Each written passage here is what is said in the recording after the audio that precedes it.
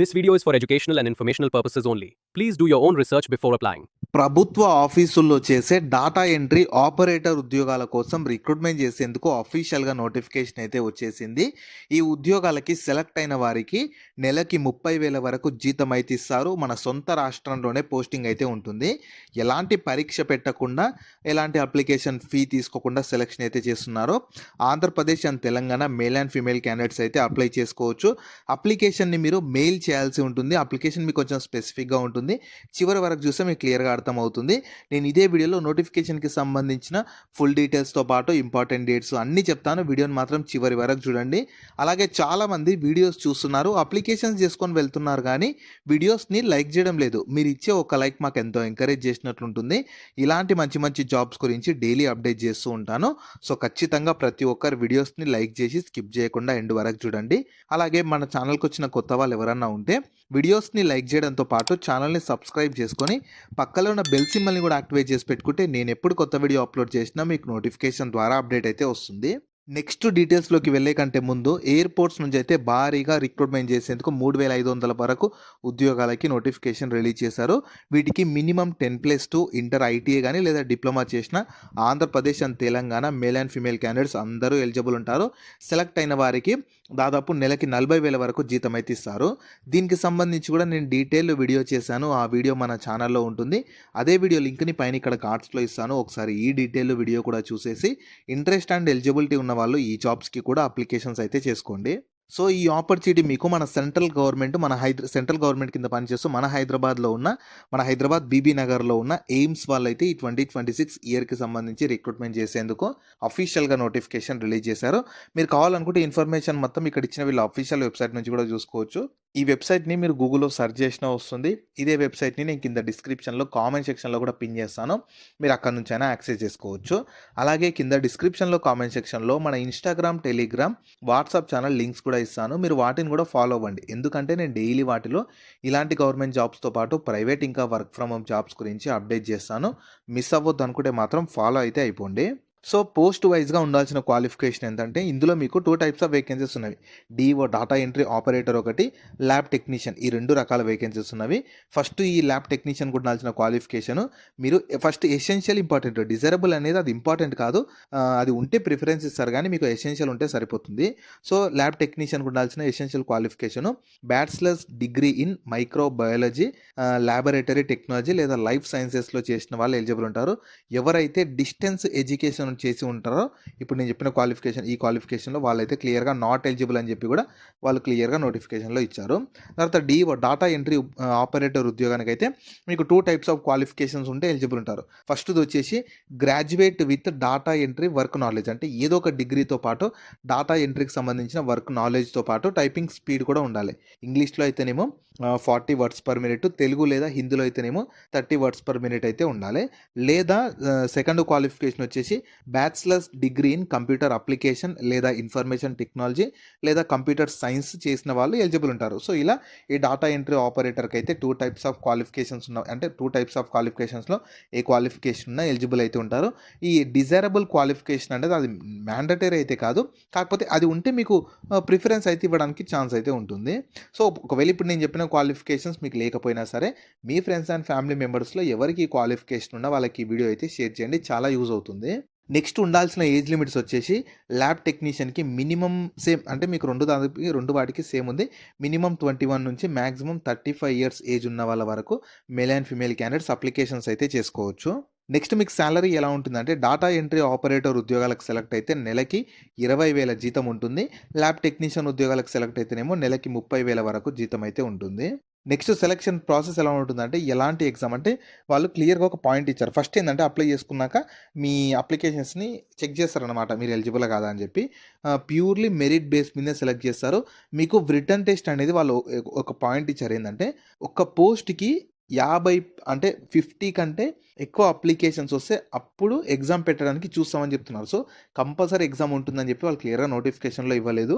So, పోస్ట్‌లను అంటే అప్లికేషన్స్‌ని బట్టి మీకు రిటన్ ఎగ్జామినేషన్ పెడతామని చెప్తుంది. లేదంటే మీకు డైరెక్ట్ వాక్ ఇన్ ఇంటర్వ్యూ చేసి, షార్ట్ లిస్ట్ చేసి అంటే ఇంటర్వ్యూలో మీ పర్ఫార్మెన్స్ బేస్ చేసుకొని షార్ట్ లిస్ట్ చేసి సెలక్షన్ అయితే చేస్తారు. సో, అలా అప్లికేషన్స్‌ని బట్టి మాత్రమే ఎగ్జామ్ పెట్టాలా వద్దా అని చెప్పి డిసైడ్ చేస్తారు.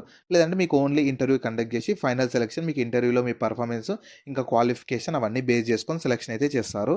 నెక్స్ట్ ఇంపార్టెంట్ డేట్స్ చూడండి. 24th జాన్వరి 2026న నోటిఫికేషన్ రిలీజ్ అయింది. మీరు 15th ఫిబ్రవరి 2026 వరకి అప్లై చేసుకోవడానికి లాస్ట్ డేట్ ఉంటుంది. అండ్ మీకు 25th ఫిబ్రవరి రోజే వాక్ ఇన్ ఇంటర్వ్యూ కూడా కండక్ట్ చేస్తామని చెప్తున్నారు. సో, వాళ్ళు మీరు అప్లికేషన్స్ 15th ఫిబ్రవరి వరకు చేసేసుకున్నారంటే మీకు వాళ్ళు అంటే మీకు అప్లికేషన్ అనేది ఆఫ్‌లైన్‌లో ఉంటుంది. సో, మీరు 15th ఫిబ్రవరి వరకు ఉంది కదా! చాలా డేస్ ఉంది కదా! అని చెప్పి లైట్ తీసుకోకండి.